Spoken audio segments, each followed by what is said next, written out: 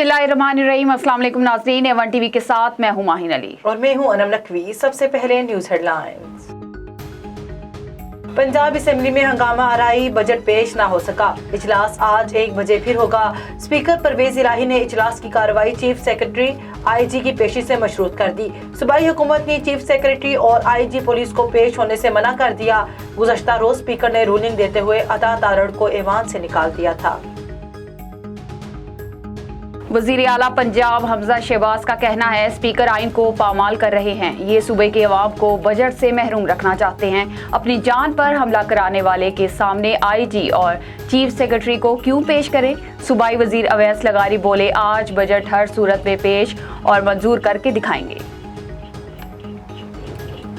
सिंध का बजट आज पेश होगा। हजम 1600 अरब से जायद होने का इम्कान। तरक्याती स्कीमों के लिए 332 अरब रुपए मुख्तस करने की तजवीज़। कराची के लिए 500 इलेक्ट्रिक बसें और हैदराबाद के लिए BRT स्कीम का इम्कान। वजीर खारजा बिलावल भुट्टो जरदारी 2 रोज़ा दौरे पर ईरान रवाना।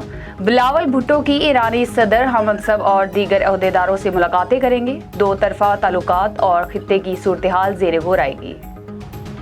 वज़ीर आज़म की ज़ेर सदारत विफाकी काबीना का इजलास आज होगा। 3 नकाती एजेंडा ज़ेर गौर होगा।